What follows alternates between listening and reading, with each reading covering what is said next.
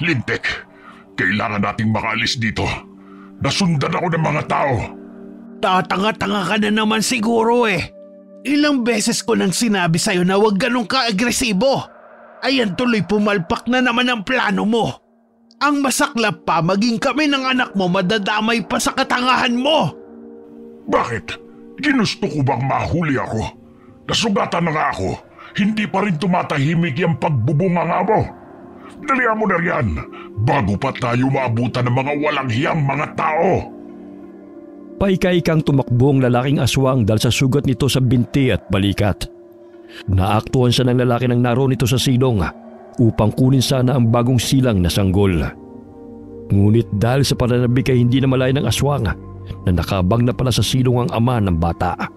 Kaya't sinaksak siya nito sa balikat. Nagpambuno sila at muli siyang nasugatan sa binti. Anak, Tonton, kailangan mo magtago muna dito sa mga talahib. Huwag na huwag ka magpapakita sa mga tao. Ano man ang mangyari, ha? Tutulungan ko lang ang tatay mo. Pero, nanay, baka mahuli ka nila. Tignan mo, malapit na sila. Pupuntahan ko lang ang tatay mo. Kahit matigas ang ulo nun, may pakinabang naman. Basta, babalikan mo ko rito, ha? Oo, anak. Dadalhan kita ng pagkain. Naninag ng babaeng aswang na malapit nang maabutan ng mga tao ang kanyang asawa. Kaya't kumaripas siya ng takbo upang tulungan ito. Ngunit malakas na palaw ang kanyang pinakawalan nang tamaan siya ng sibat sa tagiliran na inihagis ng isang binata na nagkukubli sa dinaanan nito. Aray! Laura! Lintek, tinamaan si Laura.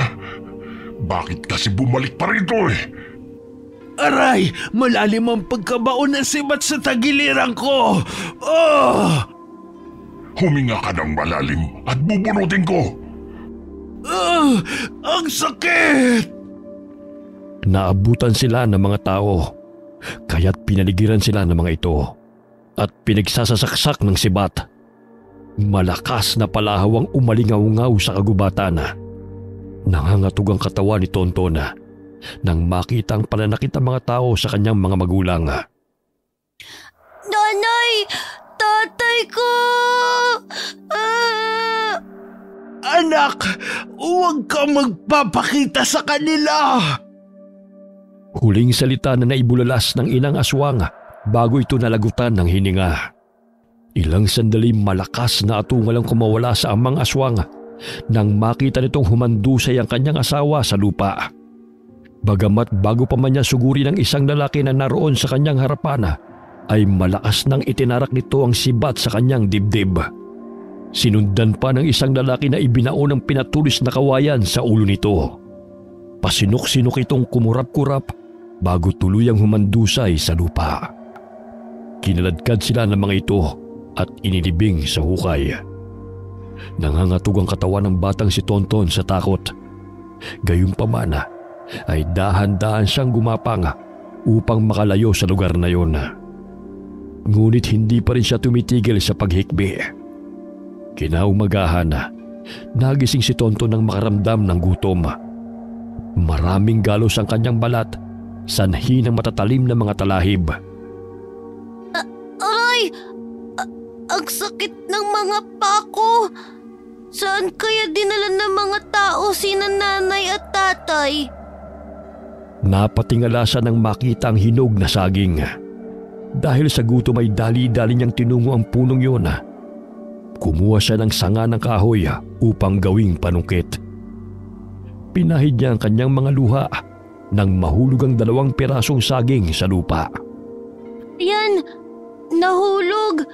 May kakainin na ako! Kailangan mo ba ng tulong, bata? Lumayo ka sa akin! Salbahe ka! Hindi kita sasaktan. Lumapit ka sa akin. Hindi! Papatayin mo rin ako! Katulad ng ginawa ng mga tao kina nanay at tatay! Hindi kita sasaktan. Halika, lumapit ka sa akin. Dumampot na mga bato ang batang si Tonton at ibinabato yun kay Lolo Sinoy. Maging ang sanga na kanyang hawak ay iwinawasiwas niya sa matanda habang umiiyak. Itigil mo yan, bata. Hindi kita sasaktan. Kagaya ka rin ng mga tao. Sinaktan nila sina nanay at tatay. Gusto mo bang sumama sa akin? Marami akong pagkain sa bahay. At saka kailangan nating gamutin yung mga sugat mo. Talaga? Basta, hindi mo ko sasaktan. Oo. Tawagin mo na lamang akong Lolo Sinoy. Ikaw, anong pangalan mo? Tonton. O sige na, Tonton. Itapon mo na yung mga bato at sanga na hawak mo. Isasama na kita sa bahay. Masukal ang gubat. Mamaya lapain ka pa ng mababangis na hayop. Ang liit mo pa naman. Sila ang kakainin ko, Lolo. Sisip-sipin ko ang kanilang mga dugo. Talaga? Kaya mo yun? Oo. Yun ang ginagawa ni nanay at tatay. Tsaka ako rin. Iinumin ko ang dugo nila. Hindi naman yan pagkain ng bata. Yan po ang pagkain namin. Hinawakan ng matandang albularyo ang kamay ng bata. Nanlalamig pa ito na nanginginig. Batid niyang matindi ang takot ng bata. Bagamat unti-unti rin itong kumakalma ng kausapin niya. Bakit ka pala napadpad dito? Nagtatago. Sabi ni nanay, babalik siya. Pero inuli sila ng mga tao. Lolo, natatakot ako. Papatayin ba nila ako? Tulungan niyo po ako. Hayang ka na naman. Huwag ka nang umiyak. Hindi naman kita sasaktan eh. Alam mo bang marami akong prutas at mga gulay sa bahay? Sigurado akong magugustuhan mo yun. Wala po bang karne? Ano bang karne ang gusto mo? Sariwang karne po, Lolo. Tulad ng karne ng ibon, baboy ramo, at iba pang hayop. Minsan meron naman, pero madalas ay gulay at prutas ang aming kinakain. Bakit minsan lang? Hindi ba kayo nanghuhuli? Si tatay, palagi siyang may dalang sariwang karne at dugo. Iyon ang kinakain namin. Mahilig ka pala sa karne, ha? Ang bata-bata mo pa, pero ang daldal mo na. Ilang taon ka na ba? Hindi ko alam. Bakit hindi mo alam? Hindi ba sinabi ng nanay mo sa'yo? Hindi. Sabihin mong hindi po. Kailangan kapag kausap mo ang matatanda, huwag mong kalimutan na magsabi ng po at opo. Dapat tingala ang bata kay Lolo Sinoy. Hindi lingid sa kalaman ng matanda na anak siya ng mag-asawang aswang na minsan na niyang nakalaban. Ngunit sa isip niya'y wala pang kamuwang-muwang si Tonton sa ginagawa ng kanyang mga magulang at maaari pa niya itong turuan ng mabuti. Malapit na tayo sa bahay. Mabutit hindi ka napagod sa paglalakad, ha? Mukhang sanay ka sa malayong lakaran. Naaamoy ko ng pagkain. Gutom na ako. Oh, sige na, para makakain ka na. Alam kong gutom ka na eh. Tsaka ang dungis-dungis mo. Mamaya ay paliliguan kita. Oh, sino ba ang batang kasama mo, Sinoy? Ay, si Tonton, kaibigan ko. Abay, halika anak. Huwag ka matakot sa akin. Nagtago ka pa riyan sa likod ng lolo mo. Hindi kita sasaktan. Ganito rin siya nang matagpuan ko kanina. Pero nakuha ko naman ang loob niya kaya isinama ko na rito. Mahirap ng ibang tao pa makakita sa batang ito. Baka mapano pa. Kaninong anak ba ang batang yan, ha? Pakainin na muna natin. Mamaya ko na ipapaliwanag sa'yo. Inihain ni Lola Bitang ang nilutong gulay sa mesa. Subalit ang hilaw na isda na naroon sa mesa na ipiprito pa lamang ay yun ang kinuha ni Tonton upang sunggaban. Ay anak, hindi pa yan luto. Saglit lang at ipiprito ko lang ito. Masarap ang sariwa. Gusto ko to. Naku, hindi kinakain ng hilaw. Maya-maya'y maluluto na rin ito. Tonton, dito sa bahay hindi kinakain ng hindi pa naluluto. Ay simula ngayon ay dito ka na sa amin titira. Kami na mag-aalaga sa iyo. Bakit hindi po kinakain? Si nanay at tatay, gustong gusto po ng hilaw. Yan pong palaging kinakain namin. Tapos, iniinom ang sariwang dugo. Anong klaseng bata ba itong napulot mo, Sinoy? Bakit ba ganyan ang sinasabi niya? Nakasanayan lang niya noon. Kasi yan ang kinagawian nila ng mga magulang niya. Kilala mo naman siguro kung sino o ano mga nakakalabang ko, di ba? Ha? Ang ibig mong sabihin Huwag mo nang banggitin. Bata pa yang si Tonton, kaya ang akala niya ay tama ang ginagawa ng kanyang mga magulang. Kaya nga dinala ko siya rito na makita ko. Dahil maging ang buhay niya ay nanganganib kapag nalaman ng mga tao na anak siya ng mag-asawang Lora at Tikoy. Paano yan? Baka sumpungin yan at tayo ang mapahamak. Huwag kang mag-alala. Bata pa yang si Tonton. Mababago ko pa ang kinagawian niya. Sumimangot si Tonton nang hablutin ni Lolo Sinoy ang sariwang isda na kanyang hawak. Inilagay ito sa kawali upang prituhin. Hintayin mong maluto ang isda bago kainin. Ito na munang gulay at kanin ang unahin mo para magkalaman na yung tiyan mo. Masarap po yun, Lolo. Hindi yan masarap pag hilaw. Masarap yan kung luto na dahil malutong. Mamaya tikman mo, sigurado kung magugustuhan mo. Sa umpisa'y hindi nagustuhan ni Tonton ang lasa ng pritong isda. Ngunit nang ipaghimay siya ni Lola Bitang, ay unti-unti na niyang nagustuhan ang pagkain. Oh, hindi ba masarap kapag luto ang isda? Hinay-hinay lang sa paglunok, iho. Mamaya mabulunan ka pa niyan. Bakit po ba niluluto niyo pa ang pagkain? Bakit hindi niyo kinakain ng sariwa katulad ni nanay at tatay? Ay hindi naman kinakain ng hilaw ang mga karne. Dapat niluluto sa apoy. Kaya simula ngayon, lulutuin muna ang pagkain bago kainin. Naiintindihan mo ba, iyo? Tumango ang bata bilang tugon sa tanong ng matandang albularyo. Magpahinga ka na muna, iho, ha? Mamaya paliliguan kita. Ano bang susuotin ng batang yan? Wala tayong damit pambata rito. May mga damit naman dyan na hindi na nagagamit Gugupitin ko na lang at tatahiin. Rosa, magpapahinga na muna ako. Magdamag kasi kung hindi nakatulog. Ako na ang bahala kay Tonton. Magpahinga ka na riyan. Habang nagpapahinga pa si Tonton, ay agad na naghanda si Lola Bitang ng may susut nito. Mabilis niyang natapos na tahiin ang ginupit na lumang damit na ginawa niyang sando ng bata. Bukas bibili kita ng damit sa bayan para namang komportable ka. Lola, tignan mo Nahuli ko ang sisiw. Ay nako, bitiwan mo yung sisiw na yan.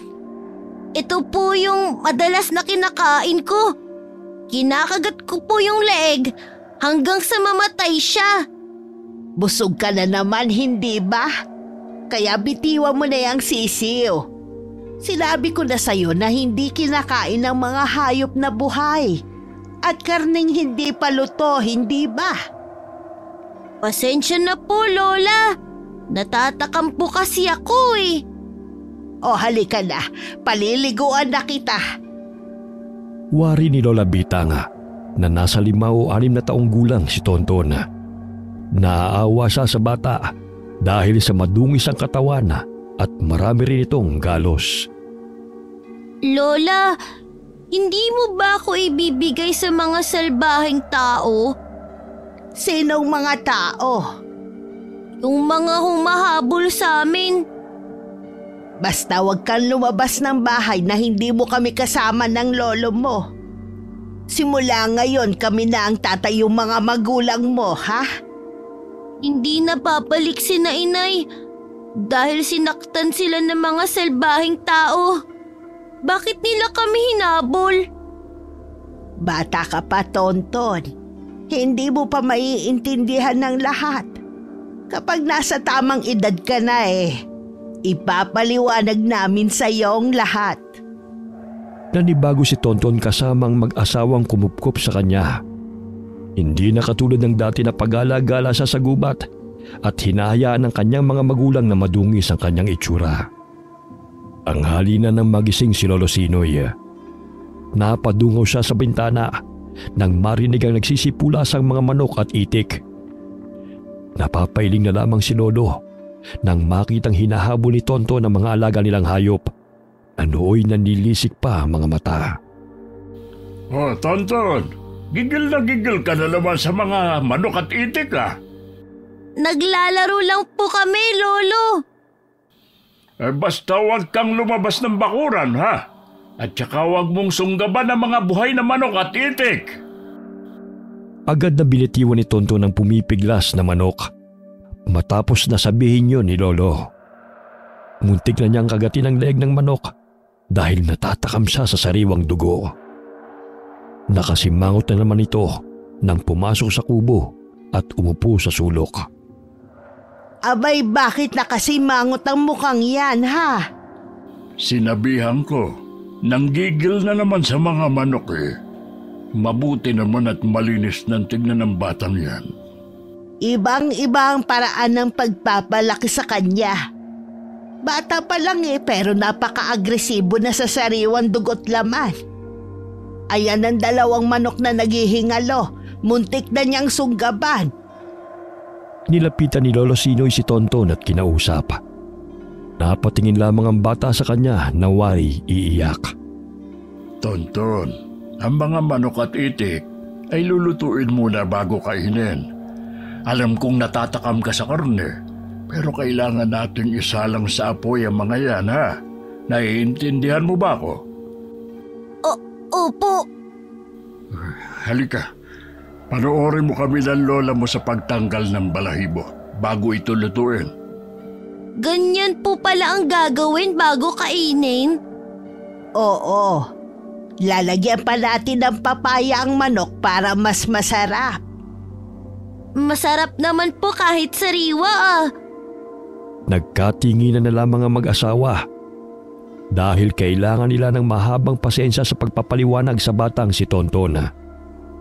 Kailangan nilang turuan ng tamang paraan at palakihin ang bata bilang normal na tao upang hindi gumaya sa kanyang mga magulang na mga aswang. Lumipas ang ilang linggo, unti-unting nakasanay ni Tonton ang pagkain na inihahanda ni Lola Bitanga. Sinusunod na rin ito ang lahat ng utos ng mag-asawa. Maging ang pagiging balisa at matalim kong makatingin ay napalitan ng maamong mukha. Nawili na ito sa pagpapakain ng mga manok at itik at yun din ang tanging kalaro ng batang si Tonton. Ilang linggo lang nagkalaman na agad ang batang yan. May pagbabago rin sa kanyang ugali. Paano ba naman? Naging normal na sa kanyang paningin ang marahas ng pambibiktima ng kanyang mga magulang noon. Ang masaklap pa ay dinadala pa siya ng mga ito. Kaya sa mura niyang isipan ay ayos lang sa kanya mambiktima dahil yun ang kanilang pagkain. Alam mo ba, noong tinutugis ng mga taong kanyang mga magulang, isa ako sa naghanap sa batang yan. Nakita ko siyang tumakbo palayo. Ngunit inilihis ko ng daan ang mga tao dahil alam kong walang kawala maging ang bata sa galit ng mga tao sa kanyang mga magulang. Alam kong matatagpuan ko siya sa gubat, kaya hinanap ko siya. Kawawa naman si Tonton.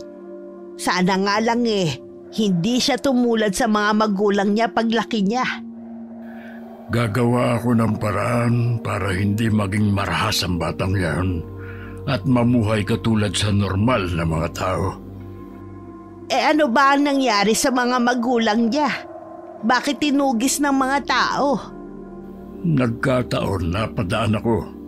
Ang sabi ng lalaking nakausap ko, may aswang daw na sumalakay sa kanilang bahay. Bagong panganak pa naman ang asawa nun.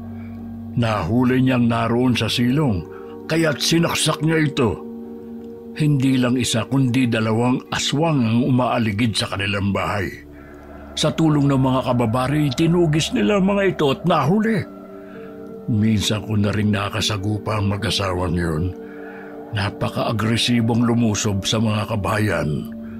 Napag-alaman ko rin na hindi lang silang naghahasik ng lagim dito sa baryo, kundi may mga kauri din sila na naninirahan sa masisikot na gubat at kabundukan. Sana naman mapalaki natin ng mabuting bata yan si Tonton. Huhubugin natin siya sa pagiging mabuting tao. Bata pa siya at kaya pa nating pangaralan. Hindi tayo nabiyayaan ng anak. Hindi kaya siya na ang sagot sa matagal na nating panalangin? Basta alagaan na lang natin siya hanggat narito siya sa puder natin. Natigil ang kanilang pag-uusap nang lumapit si Tonton sa kanila. Bitbit ang latang sisidlan ng mga tinadtad na kangkong. Lolo! Lola! Marunong na po akong magpakain sa mga itik. Tingnan niyo! Aba, oo nga. Pinag-aagawan nga nilang inilagay mong pagkain Ang galing mo na, Tonton Aalagaan ko na po sila. Hindi ko na sila papatayin ng buhay. Para paglaki po nila, pwede na po silang gawing ulam. Oo. Napakakulit mo ring bata. Halika na at hugasan na natin yung kamay mo. Tama na yung pagpapakain sa mga itik at manok. Ay, siya nga pala. May damit akong dala para kay Tonton. Binili ko kahapon sa bayan. Nagkataon na Miyerkules at maraming tindang mura doon. Halika anak, sukatin mo. Itong kulay pulang shorts at sando, bagay to sa'yo. Hindi may pagkakaila ng mag-asawang kasiyahan buhat nang dumating si Tonton sa kanilang buhay. Tuwang-tuwa si Lola Bitang habang ipinasusot sa bata ang damit. Maiwan ko na muna kayo at may pupuntahan lang ako. Saan ka pupunta? Maghahanap ng mga halamang gamot sa gubat. Bukas kasi babalik ako ng bayan para manghilot. Sige. Mag-iingat ka Lolo, pwede po ba akong sumama sa iyo sa gubat? Dumito ka na lang. Samahan mo na lang ang lola mo. Mamaya mapano ka pa doon. Sige na po, Lolo. Diba ang sabi ko, isasama kita kapag malaki ka na. Malaki naman na ako Tignan mo, lumaki na ang mga braso at hita ko. Tumaba ka lang pero bulinggit ka pa. Ako na mismo magsasabi sa iyo kung pwede na kitang isama sa mga lakad ko. Ayos ba yun? Sige po. Dumito ka na lang sa bahay. Tulungan mo na lang ako rito sa paglilinis ng bakuran. Mamaya magluluto tayo ng turon. Gusto ko po yan, Lola. Matapos makapagluto ng turon na saging, ay isinama ni Lola Bitang si Tonton sa paglalako. Hindi naman ganun kalayo ang kanilang nilakad dahil sa kabilang barangay lamang sila pumunta. Nanibago si Tonton sa mga tao dahil madalas tuwing gabi siya inilalabas noon ng kanyang mga magulang.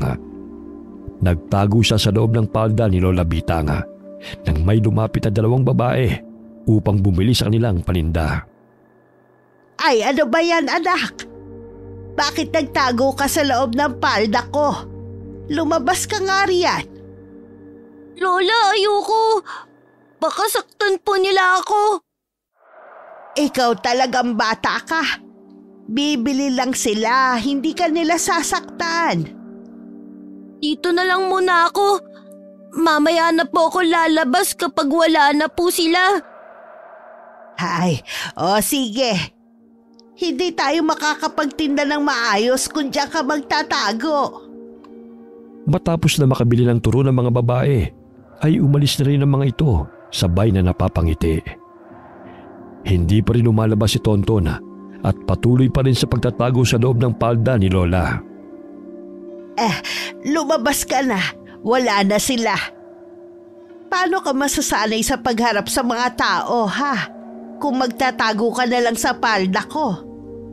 Mabuti na lang at mahaba tong suot ko. Mahuhubaran pa ako sa ginawa mong bata ka. Natatakot ako, Lola. Baka paluin nila ako. Hanggat narito ko, hindi ka nila sasaktan. Tsaka di ba sabi mo gusto mong sumama sa lolo Sinoy mo? Paano yan? Wala siyang palda. Saka magtatago kapag may mga tao. Hindi naman pa pwede sa suot niyang porontong. Lola, bakit hindi ka po salbahe katulad sa mga taong humabol sa amin? Alam mo, anak, hindi lahat ng tao masasama katulad ng inaakala mo. Siguro nagkataon lamang na yun ang paniniwala mo. Dahil na rin sa nasaksihan mong pangyayari. May mabubuting tao na hindi ka sasaktan. Katulad namin ng lolo mo. Basta maging mabuti ka rin sa kapwa mo. May mga iilang tao na masasama o pinili na maging masama. Dahil yun ay kanilang kagustuhan. Ngunit hanggat maaari, gumawa tayo ng kabutihan sa ating kapwa. Opo, Lola. Halika na para maubos na tong mga paninda natin. Tsaka, huwag ka na magtago sa palda ko, ha? Unti-unting nasanay si Tonton sa pagharap sa mga tao. Maagang naubos ang panindang turon kaya't maaga silang nakauwi. Sa daan may nakitang mga ibon ng bata. Hindi na namalayan ni Lola Bitang na wala na pala sa kanyang likuran si Tonton. Nasa ka na bang bata ka? Lola, nandito po ako. Tignan mo, may nahuli akong ibon. Anong ginagawa mo sa taas ng puno? Hala baba, mamaya mahulog ka pa riyan Ikaw talaga kung ano-anong pinaggagawa mo. Sandali lang po, Lola. Napasa po sa dibdib si Lola dahil sa kaba. Bagamat masaya pang nagpadausdos mula sa puno ng nyog si Tonton, hawak ang nahuli niyang ibon. Yun pala ang kanyang ginagawa sa tuwing siya'y naglalaro. Pinakaba mo talaga ako, bata ka. Huwag mo nang uulitin yan, ha? Ang taas pa naman ng puno ng nyog na yan. Para ako nalulula sa'yo Hindi naman po, Lola. Tignan mo ang ibon, Mamaya ilalagay ko to sa kulungan kasama ng mga manok. Hindi mo pwedeng pagsamahin ng manok at ibon. Mamaya tutukain pa yan ng inahin. Aalagaan ko po to. Ilalagay ko na lang siya sa kahon kung hindi siya pwede sa kulungan ng manok. Ikaw talagang bata ka, napakakulit mo. Umuwi na nga tayo para makapagtanghalian na tayo. Pinisil ni Lola Bitang ang pisngi ni Tonton dahil sa kakulitan nito. Nagtaka ang mga tao nang makita siya na may kasamang bata. Kaya't sinabi niyang apo niya yun sa pamangkin na iniwan sa kanilang mag-asawa para na rin sa kaligtasan ng bata. Ilang taon ang nakalipas at nagsimulang magkaisip si Tonton. Naroon pa rin ang kanyang kakulitan, ngunit hindi na ito katulad ng dati. Naging katuwang na siya ng mag-asawa at maaasahan na sa mga gawain. Tonton, pakilagay sa basket yung mga gamit sa pagpapaanak ng lola mo. Sige po, Lolo. Sasama po ba tayo? Oo, baka kasi matagalan tayo ron. Lalo na't nasisiguro kung marami ding magpapagamot. Dahil matagal-tagal na rin akong hindi napagawi sa San Antonio. Adamihan ko na rin ang mga halamang gamot na dadalhin po natin. Oo, sige. Basta kumpletuhin mo lahat ng dadalhin natin, ha? Sa edad na 12 taon na, ay naging responsableng bata si Tontona. Sino mag-aakala na ang nooy pariwarang bata ay nagbago ayon na rin sa magandang pagpapalaki na mag-asawang kumupkup sa kanya. Bagamat nananalitay man ang dugong aswang sa katawan nito, ay mas nangibabaw pa rin ang kabutihan ng kanyang puso. Lola, naihanda ko na pong lahat ng mga gamit na dadalhin natin. Kapag may kailangan pa po kayo, sabihin niyo sa akin, ha? Magluluto muna ako ng babaunin natin. Kaunti na lang pala ang kahoy. Ikuha mo nga ako, anak ng panggato. Ay, oo nga pala. Nakalimutan ko ipasok kanina ang sinibak ko mga kahoy. Salamat, iho. Napakasipag mo na talagang bata. Siyempre naman, Lola. Nagmana kaya ako sa inyo. Mabuti na lang talaga at dumating ka sa buhay namin ng lolo Sinoy mo. Nadagdagan ng kasiyahan sa bahay na ito. Alam ko naman po yan, Lola. Araw-araw mo kaya yung sinasabi sa akin. Pangiting lumabas ng kubo ang binatilyo upang kumuha ng sinibak na kahoy. Saglit siyang napahinto nang may mapansing lalaki na nakatayo sa di kalayuan na nakamasid sa kanilang kubo. Ano kaya ang kailangan ng lalaking yan? O anak, bakit natigilan ka na riyan? May tao po kasi sa labas, Lola. Ayun siya, oh. Ay, sandali. Tumakbo na ho siya palayo. Pero kani-kanina lang, matalim na nakamasid ho sa bahay natin. Pumasok ka na rito. Baka sino pa yung basagulero. Agad na pumasok si Tonton Bitbit ang mga kahoy. Muli siyang lumingon sa labas ng bahay kung saan naroon ang lalaking nakita. Kapag may nakita kang mga kahinahinala, ipagbigay alam mo kagad sa amin. Alam mo namang marami nang nasagupang masasamang nilalangan lolo mo. Mamaya ikaw pa ang pag-initan ng mga yon. Opo, Lola. Matapos natin mag-agahan aalis na agad tayo. At saka doon na tayo mananatili ng ilang araw sa sitio, Antonio. Marami mga kabataang nagkakasakit doon. Kung hindi sakit sa balat nagsusuka. Mabuti na lamang at dumaan ako ron kahapon at nakausap ko si Edwin. Baka naman sanhi na maduming kapaligiran at tubig. Nararamdaman kong umaaligid na naman ang mga kalaban. Punteriya na naman ang mga ito ay mga kabataan at mga buntis. Ano po bang nilalang, Lolo? Mga aswang. Aswang? Ano po bang ginagawa ng mga aswang sa mga buntis at sanggol? Ginagawa nilang pagkain. Pumapatay sila para may mailaman sa kanilang sikmura. Ginagawang pagkain? Tulad ng ginagawa noon ni nanay at tatay? Maging ako, kumakain rin ng sariwang laman. Ibang aswang naman sila. Tsaka hindi ka naman aswang ngayon Tinuring ka na naming anak. Kaya isang normal na bata ka na. Yan ang isipin mo, Tonton. Opo, Lolo. Luto na ang sinaing.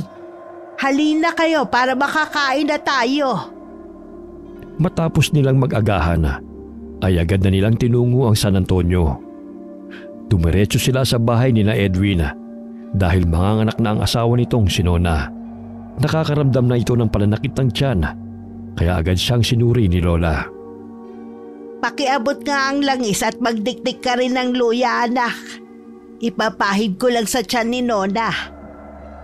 Sige po, Lola. Nay, ilang araw na po siya nakakaramdam ng sakit. Bakit parang hirap siya sa panganganak? Gayong pangatlong anak na po namin to. May nilalang na nagka-interes sa anak ninyo. Huwag kayong mag-alala. Gagamutin ko lang tong asawa mo para mailabas niya ang anak mo. Mahirap nang maubusan ng panubigan tong si Nona. Napakalayo pa naman ang ospital dito sa baryo.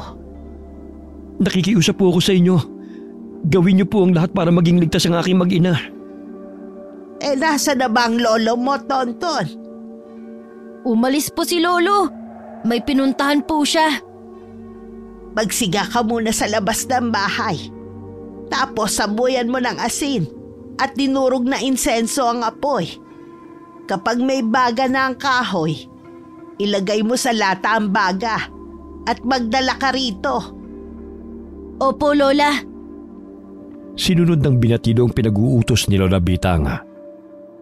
Habang nagsisiga sa labas ng bahay, ay may naanino siyang 2 tao na nagkukubli sa mga talahib habang nakatanaw sa bahay ni na Edwin. Parang pamilyar sa akin ang mukha ng isang lalaki ah.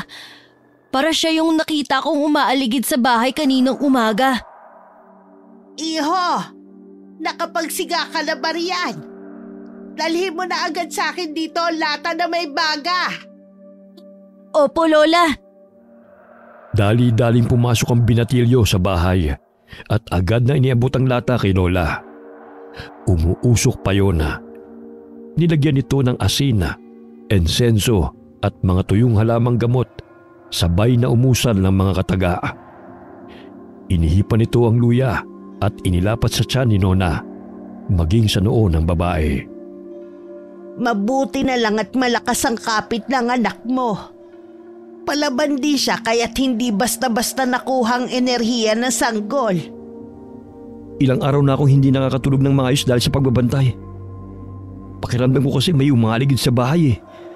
Tsaka kahapon lang din siya nakaranas ng pananakit ng kanyang tiyan. Akala ko nga manganganak na siya eh. Kaya't nang makita ko si Lolo Sinoy, sinabihan ko siya kahapon. Kaya kahit papano naibsan ang mabigat na nararamdaman ni Nona nang ipahid ko sa tiyan niya ang langis na ito na ibinigay ni Lolo. Magpahinga ka na muna. Ako na ang magbabantay sa asawa mo. Dahil pagsapit ng dilim, alam kong babalik sila upang siguraduhin na makukuha nila ang sanggol. Sa paningin ng pangkaraniwang tao ay patay na. Ngunit pinapalitan nila ito ng sanga o anumang parte ng halaman upang ang makukuha nila ay ang tunay na sanggol. Sige po, Nay. Salamat po. Maging si Nonay nakatulog din. Kahit papano'y nanumbalik ang lakas nito dahil sa ginawang panggagamot ni Lola Bitang. Lola, yung lalaking nakita ko kaninang umaga sa bahay natin, nakita ko rin po rito sa labas ng bahay ni Mang Edwin. Hindi kaya sinusundan niya tayo? Nararamdaman ko, anak, na may mabigat na aura sa paligid. Sumasama sa ihip ng hangin. Kaya nahihirapang mga anak tong si Nona. Marahil yun din ang sanhi ng pagkakasakit ng mga kabataan dito sa baryo. Nagising si Nona dahil sa paghilab ng tiyan nito. Kaya't inalalayan siya ni Lola Bitang. Mag-init ka muna ng tubig, anak. Manganganak na tong si Nona. Pumutok na kasi ang panubigan niya. Sige po, Lola. Sige, iire mo lang, Ineng. Nakikita ko na ang ulo ng anak mo. Nagising si Edwin dahil narinig ito ang impit na palahaw ng asawa. Kaya't dali-dali nitong tinungo ang silid kung nasaan ang asawa at matandang kumadrona. Kumusta pong asawa ko, Nay Bitang? Ito, malapit na niyang mailabas ang anak ninyo. Sige, Ineng. Malapit na lumabas ang sanggol. Huwag ka munang huminto sa pag-ire, ha? Baka mawalan ng hininga ang anak mo. Sige, isang ire pa. Ilang sandali pa'y malakas na iyak ng sanggol na lalaki ang kanilang narinig. Agad na nilinis ni Lola ang sanggol at binalot ng lampin. Abay, ang lusog-lusog naman ang batang to at ang tapang pa. Sige, iho. Palitan mo muna ng damit si Nona dahil basa siya ng pawis. Salamat naman sa Diyos at ligtas na sila. Maraming salamat po, Nanay Bitang. Sandali at magpapakulo lang ako ng halamang gamot upang mabawasan ang kanyang pagdurugo. Ipainom mo sa kanya kapag hindi na masyadong mainit, ha? Sige ho, Nay. Lola, tapos na po akong magpakulo ng tubig. Sige, iho, salamat. Gagamitin ko yan para sa halamang gamot na gagawin kong tsaa. Unti-unting nanumbalik ang lakas ni Nona matapos siyang painumin ng tsaa mula sa halamang gamot na inihanda ni Lola. Laking pasasalamat nilang mag-asawa dahil ligtas ang sanggol mula sa kapahamakan. Edwin, ito ang langis na may sangkap ng mga halamang gamot. Ipahid mo sa sanggol maging kay Nona para pangontra ito sa hilas, usog at buyagan. Para hindi rin lapitin ng masasamang loob yung anak mo. Tsaka mabisa din ito sa binat ng bagong panganak. Maraming salamat ho talaga sa tulong niyo. Hindi ko po alam ang gagawin kung may nangyaring masama sa kanila. Basta bantayan mo ng mabuti ang pamilya mo. Lalo na ang bagong silang na sanggol. Natitipuhan pa naman niya ng masasamang loob. Maaari naman ho kayo magpalipas ng gabi rito sa bahay. Tsaka may bakanting silid pa naman ho rito. Sige, iho. Hindi pa naman kami uuwi. Gawa nga ng marami pang mga kabataang nagkakasakit dito sa San Antonio. Nabahala na nga si Sinoy sa nangyayari eh. Ewan ko nga ho ba, Nay. Tsaka sunod-sunod na rin po ang namamatay dahil sa sakit na kumakalat. Nung isang araw, 2 batang binawian ng buhay. Halos butot balat na sila. Nung nakaraang linggo, nasa kabilang baryo si Sinoy upang manggamot. Batid kong gumagala na naman ang mga kalaban upang maghasik ng lagim. Alam ko ang aswang ang may kagagawa nito, Nay. Nung nakarang araw, nakita ko sa bintana na may papalapit dito sa bahay. Kaya lang lumabas ako upang tignan yon. Nagsaboy din ako ng asin sa paligid. Napansin kong kumaripas ito ng takbo palayo. Maya-maya may narinig akong alulong ng aso. Nakakapangilabot ang alulong na yon. Kaya nga dapat talaga maging mapagmatsyag. Dahil naghahanap lang sila ng pagkakataon upang sumalakay. Ayan na pala si Sinoy eh. Sandali lang at kakausapin ko siya. Nilapitan ni Lola ang asawa nito. Patakbo ring nilapitan ni Tonton si Lolo Sinoy at kinuha ang bitbit nitong basket. Mapabanaag sa mukha ng matandang manggagamot ang pag-aalala. Kaya't agad siyang kinuusap ni Lola Bitang. Saan ka ba pumunta, Sinoy? Sa bahay ni na Alberto, sinundo kasi niya ako kanina rito. 2 sa mga anak niya may malubhang karamdaman. Kahit papano'y guminhawa naman ang pakiramdam ng mga bata. Nahinto ang pagsusuka at kumain na rin. Ano bang sanhin ng pagkakasakit nila, ha? Sakit na dulot ng mahikang itim sa pamamagitan ng hangin. Hindi ordinaryong sakit lamang ang pinapadapo ng may kagagawan nito. Mga aswang na naman. Nararamdaman ko ang puwersa ng mga aswang. Ayon na rin sa pagsusuri ko sa mga bata. Ginamitan sila ng palipad hangin. May mga aswang na nakakapambiktima kahit hindi nila pinapatay sa dahas, kundi gumagamit sila ng mga orasyon, palipad hangin at kung ano-ano pa na ginagamit ng mahikang itim upang higupin ang enerhiya ng mga biktima. Paano ba matitigil ang kahangalan ng mga aswang na yan? Kailangan paslangin na may kagagawan nun. Magmerienda na po muna kayo. May nilagang kamote po rito. Kinagabihan na. Pansamantalang nakituloy sina Lola Bitang sa bahay ni na Edwin. Sa balkonahin natulog si Lolo Sinoy kasama si Tonton. Iminulat ni Lolo ang kanyang mga mata nang may marinig na kaluskos na pabalik-balik malapit sa bahay. Mahimbing na nakatulog si Tonton habang nakadantay ang mga paa nito kay Lolo Sinoy. Kaya dahan-dahang inalis ng matanda ang paa ng bata upang siya'y makabangon. Ang likot talagang matulog ng batang ito. Sa di kalayuan, napansin ni Lolo na may nagkukubli sa puno ng nara. Hindi siya nagkakamali na nakamasid ang mga ito sa bahay ni na Edwin. Marahang inilabas ni Lolo Sinoy ang kanyang patalim na gawa pa sa tanso na mayahalin tulad sa karet. Napansin niyang gumapang ng paurong ang isa sa nagkukubli sa puno. Nandilat ang mga mata ni Lolo nang makita na tila baliktad ang ulo ng nilalang na yun. Animoy gagamba, ngunit nasa likod ang ulo.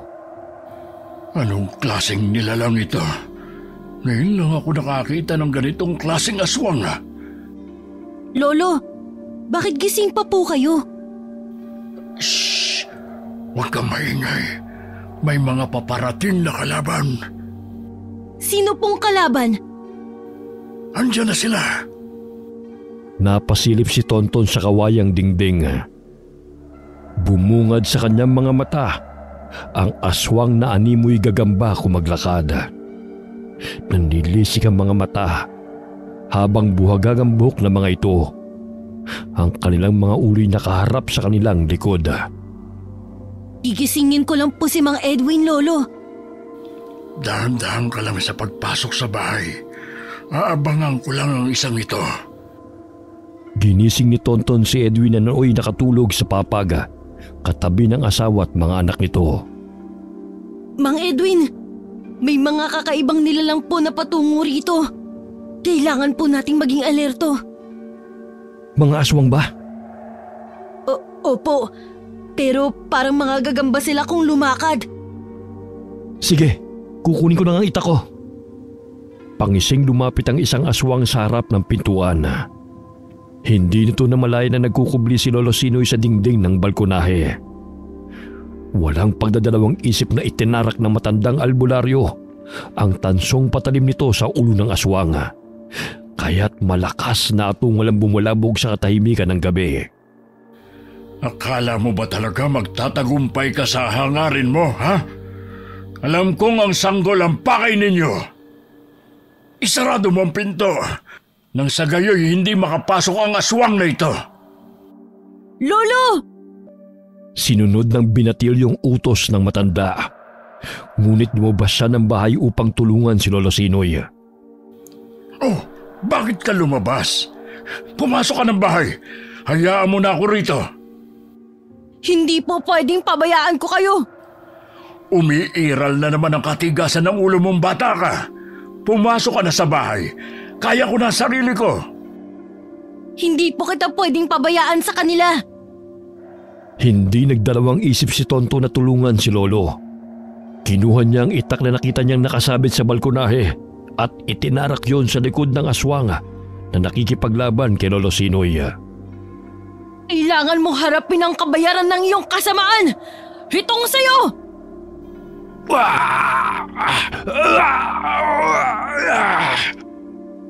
Aba, hindi ka natakot sa mga aswang na ito, ah? Masama po ang kanyang hangarin. Kaya dapat lang nalabanan sila. Natuto ka na talaga, anak. Ngayon ko po napagtanto ko ano ang ginagawa noon ni na inay at itay. Hindi po mabuti ang kanilang ginagawa. Na ang buong akala ko noon ay tama. Hindi tama na pumatay ng tao para lamang na gawing pagkain. Itigil mo yan, bata! Nagsilabasan na naman kayo mula sa mga lungga ninyo, ha? Maraming mga inosenteng kabataan ang pinagkakaitan ninyo ng buhay. Kaya nararapat lang sa inyo ay puksain! Nagtulungan na maglolo sa pagsugod sa malagagambang aswang. Paulit-ulit nilang inundayan ito ng saksak. Naputol pa ang kamay nito dahil sa paulit-ulit na pagsaksak ni Lolo. Ilang sandali pa'y bumulagta ito sa lupa at sumuka ng dugo. Buhay pa ba siya, Lolo? Tignan mo, nandidilat pa ang kanyang mga mata na nakatingin sa inyo. Mamamatay na yan. Parang nabasag mo na ang bungo niya eh. Samantala, lumabas ng bahay si Edwina at doon siya sa bandang kusina dumaan. sapagkat sinira ng isang aswang ang dingding upang pasukin ang bahay. Sa gayon ay makuha ang sanggol. Ibigay niyo sa akin ang sanggol kung ayaw ninyong masaktan. Lumayo ka! Kung ayaw mong ihambalos ko tong tungkod sa'yo! Ako na ang bahala sa kanya, Nanay Bitang. Nakikiusap lang ako. Huwag niyong hayaan na lapitan nila ang mag-iina ko. Itong asin at pinatay yung makabuhay na halaman. Isaboy mo sa kanya! Hindi na yan uubra sa akin, tanda. Lumang pangontra na yan sa amin. Tingnan ko kung hindi ka tatablan nito. Heto! Saluhin mo! Ah! Akala ko ba hindi ka nasasaktan nito? Bakit pumalaho ka? Panakot lang nila yon. Sige, isaboy mo sa kanya!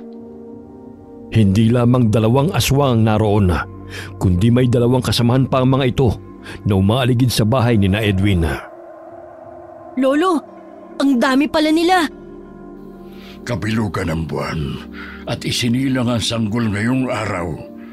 Gagamitin nila ang sanggol sa idadaos nilang ritual. Kung hindi ako nagkakamali, ay gagawin nilang alay ang dugo ng sanggol. Mamaya ko na lang ipaliliwanag ang lahat. Hindi nila pwedeng makuha ang anak ni Edwin dahil hindi na natin mapipigilan ng paglaganap ng sakit sa baryo kung magtatagumpay sila. Kabilugan ng buwan. Mababanaag ang pagbabago sa anyo ni Tonton. Hindi may kukubli ang dugo ng aswang na nananalaytay sa kanyang katawan. Nakaramdam siya ng init sa buo niyang katawan na siyang dahilan ng pagiging agresibo niya sa pakikipaglaban. Mula pa pagkabatay maliksi na siya sa pagtakbo at pag-akyat baba sa mga puno na siyang dahilan kaya nakakahuli siya ng mga manok at ibon. Kailangan kong pigilan ng isang yun. Hindi siya pwedeng makalapit sa bahay ni Mang Edwin. Anong gagawin mong bata ka? Dumito ka lang. Balato niyo na ho siya sa akin. Hindi ko hahayaan na makuha nila ang sanggol. Kumaripas ng takbo si Tonton. Maging sinuloy na mangha sa liksi ng bata sa pagtakbo. Kaya't bago pa man makalapit ang isang aswang sa bahay, ay hinarang niya na ito at sinaksak sa muka. Sino ka namang kutong lupa na gustong pigilan ako sa aking gagawin? Ang tapang mo, bata! Kutong lupa pala! Muling napansin ni Lolo Sinoy ang mabalasik na mga mata ng batang si Tonton, katulad ng una niya itong makita. Nananalaytay pa rin sa dugo ni Tonton ang pagiging aswang. Subalit nakokontrol na niya ang kanyang sarili at alam na ang tama at mali. Kailangan kong tulungan ang batang yon. Parang hindi natatakot sa maaari niyang kahinatnan. Ngayon lang ako nakalaban ng bata. Ngunit naaamoy ko rin ang nansa ng dugo mo. Wari ko'y isa ka ring aswang, bata. Hindi ako aswang katulad niyo! Tignan mo nga ang sarili mo. Hindi mo maikukubli kung anong klaseng nilalang ka. Sa ilalim ng bilog at maliwanag na buwan, ha? Bakit hindi ka makiisa sa amin, ha? Kauri mo kami. Naamoy kong nanggaling ka sa angka naming mga aswang. Ngayon sigurado na ako na hindi ka talaga anak ng mag-asawang albularyo na yan. Matagal ko na kayong sinusundan, ha? Hindi ako magiging katulad niyo na pumapatay ng tao! Masama ang pumatay! Bakit? Sa tingin mo ba'y mabubuti sila?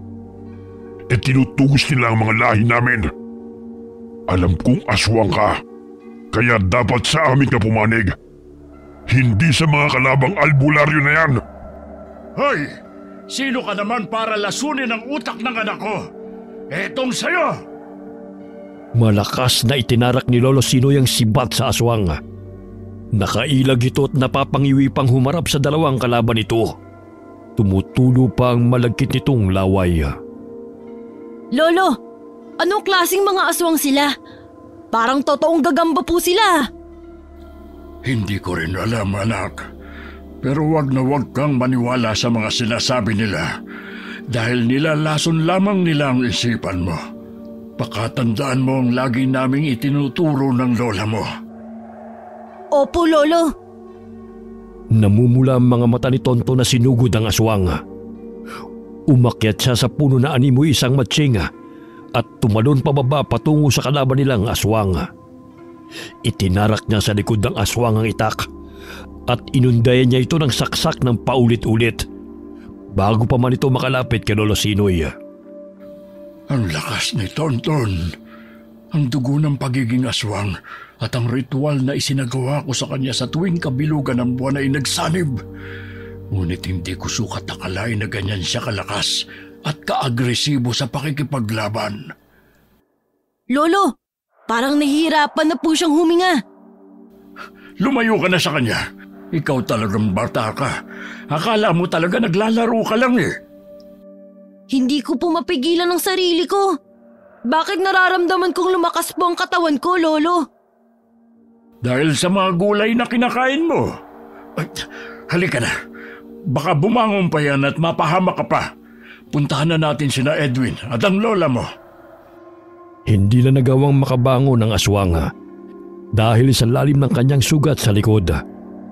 Hindi nito inasahan ang lakas ng batang sumalakay sa kanya na may dugong aswang.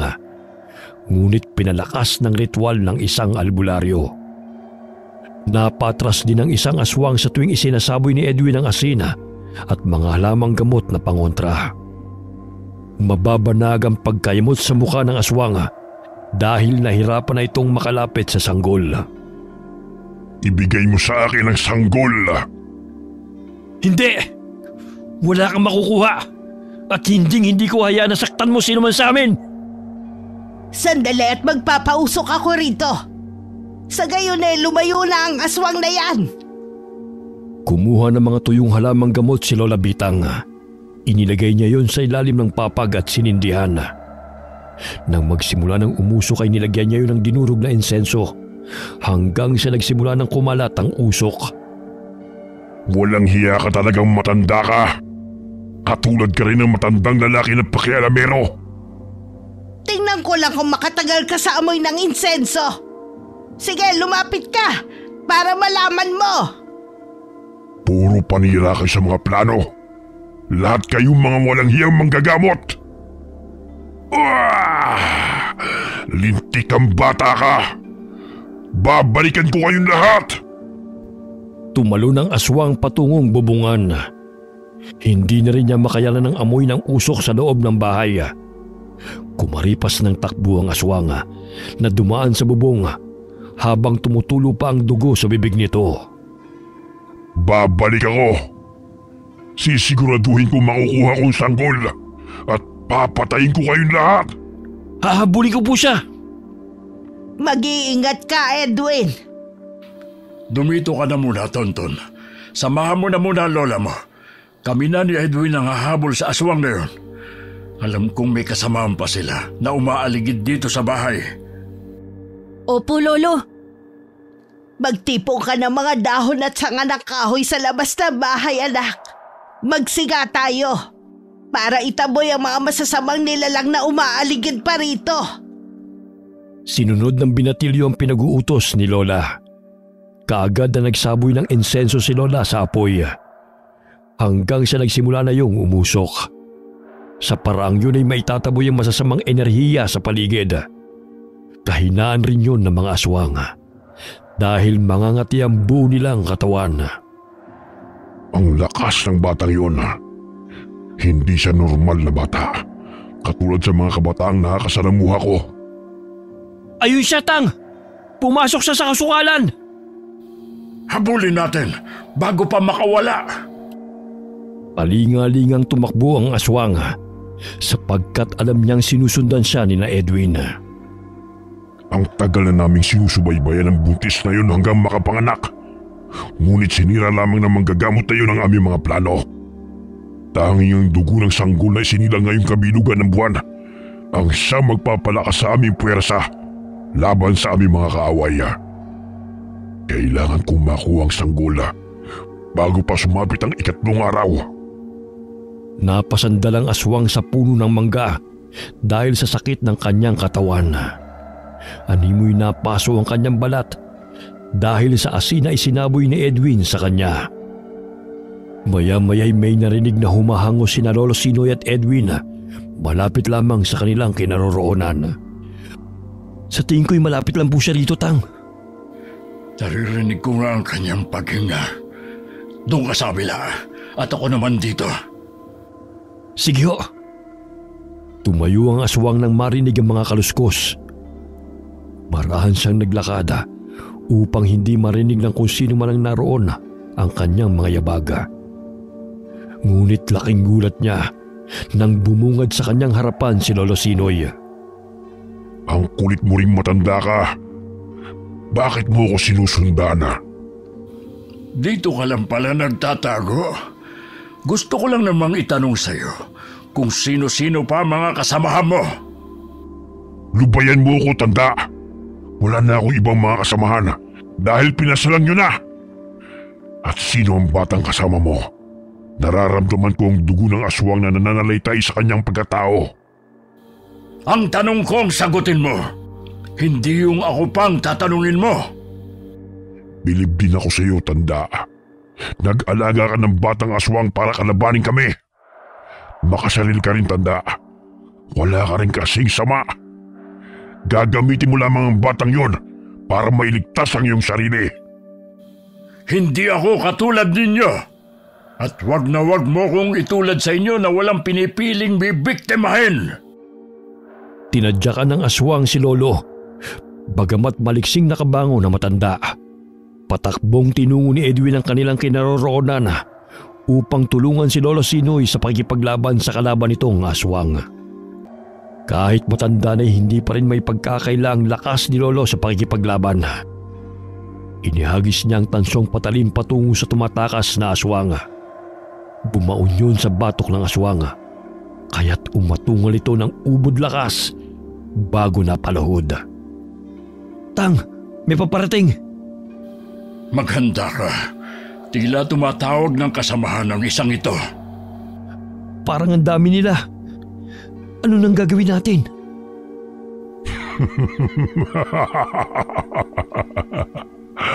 Wala na kayong kawala. Paparating ng aking mga kasamahan upang patayin kayong lahat.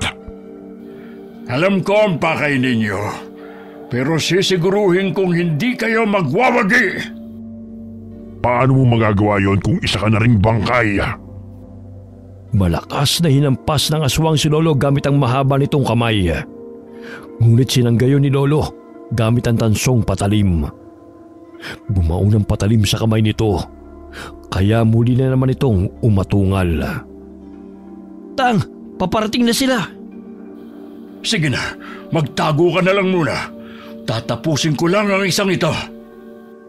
Paulit-ulit na inundayan ng saksak ni Lolo ang aswang hanggang sa mawalan ito ng buhay. Napansin ni na Lolo at Edwin na nilalampasan sila ng mga ito. Batid nilang patungo ito sa bahay kung saan naroon sina Tonton at ang pamilya ni Edwin. Patungo sila sa bahay ninyo. Natitiyak kong gagawin nila ang lahat upang makuha ang sanggol. Diyos ko, ang pamilya ko, Tatang Sinoy. Nanganganib ang kanilang buhay. Tayo na, bago pa nila makuha ang anak mo. Tumakbo na naman sila pabalik ng bahay. Madilim ang paligid at tanging ang maliwanag na buwan lamang ang nagsisilbi nilang ilaw. Napahinto sa pagtakbo sina Lolo at Edwin nang harangan sila ng dalawang aswang. Saan kayo pupunta? Hindi na kayo makakalakad ng buhay dito sa gubat. Ikaw, tanda, marami na sa mga kasamahan kong iyong pinaslang. Ngayon, ipalalasap ko sa iyo kung paano malagutan ng hininga. Wala kayong puwang sa mundong ito. Perwisyo ang dala ninyo. Nararapat lang sa inyo ang patayin. Dahil maging ang mga inosenteng tao, lalo na mga kabataan, ay inyong pinapatay. Huwag mo kaming turuan kung ano ang dapat naming gawin. Dahil sa inyong mga tao, ay hindi kami nagkaroon ng pagkakataon na mamuhay ng malaya.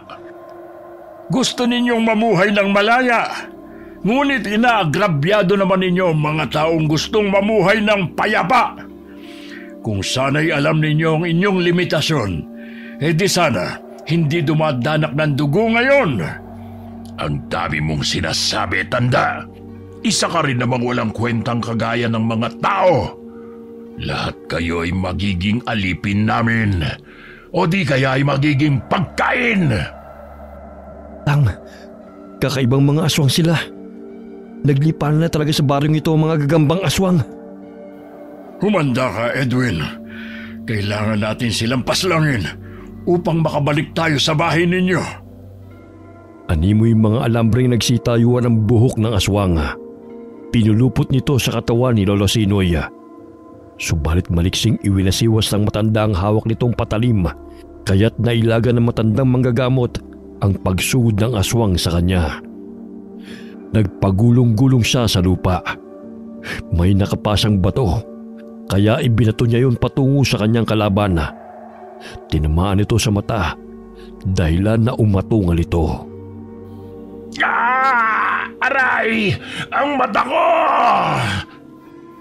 Habang ako'y nabubuhay, hindi ako titigil hanggat hindi ko nasusugpo ang kasamaan ninyo. Tang, may isa pang aswang na paparating. Huwag kang magdadalawang isip na labanan sila dahil wala silang awang pumatay. Nakipagpambuno si Edwin sa isang aswang na humablot sa kanya. Pilit na inaagaw ng aswang ang hawak niyang itak. Subalit hinataw niya ito sa kamay, dahilan para mabitiwan siya nito. Hindi ko hahayaan masaktan niyo ang pamilya ko. Mga salot kayo! Sa ulo mo siya tamaan dahil dyan ang kanilang kahinaan.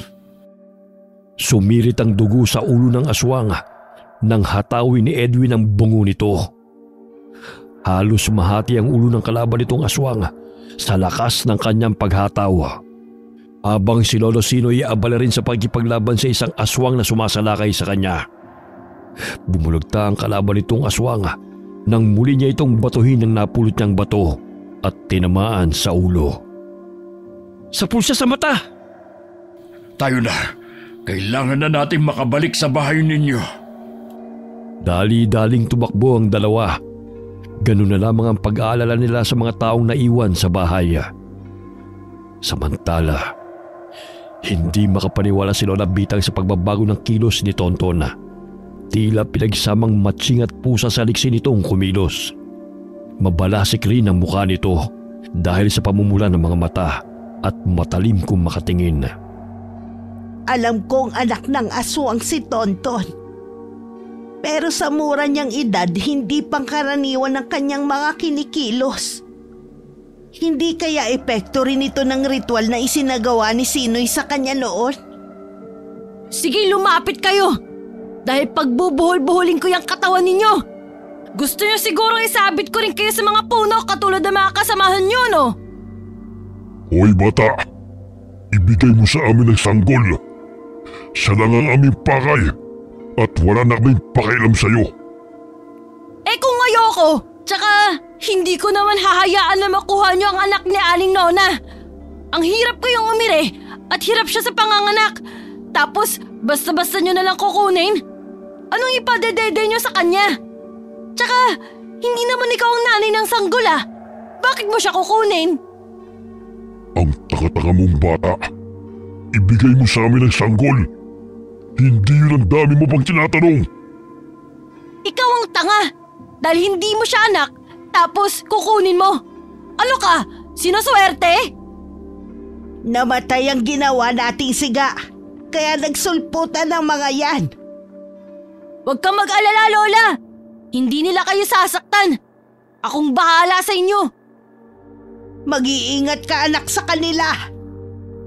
Umiiyak ang dalawang anak ni Nona habang nangangatog na napayakap kay Lola Bitang. Hindi magawang iwanan nito ang mga bata upang tulungang labanan ng mga aswang dahil takot na takot ang mga ito. Ibinuka ng aswang ang malaki nitong bunganga. Napansin ni Tonton na tila may likido itong ibubuga sa kanya, kaya't maliksi niyang kinuha ang batya upang gawing pananggalang. Hindi nga siya nagkamali. Ibinuga ng aswang ang malapot na laway nito patungo sa binatilyo at nasanggayon ni Tonton. Nakakadiri ka! Pati laway mo ibubuga mo pa sa akin! Teka, bakit natunaw tong plastic na batya? Parang asido ang laway ng aswang na yun ah! Ginagalit mo talaga ako, bata. Kung ayaw mo masaktan, ibigay ninyo sa akin ang sanggol. Ayoko nga! Gumawa ka rin ng anak! Hindi yung basta-basta mo nalang kukunin ang anak ng iba! Naiinis na ako sa kabubuhan mo. Umalis ka yan! Ikaw ang umalis! Tingnan mo! Giniba ninyo ang bahay! Muling ibinuka ng aswang ang bunganga nito. Subalit kinuha ng binatilyo ang mga basong nakapatong sa mesa at isa-isa niya yung ibinato sa aswang. Dahil sa lakas ng binatilyo, dumiretso sa lalamunan ng aswang ang baso, dahilan na mahirapan itong huminga.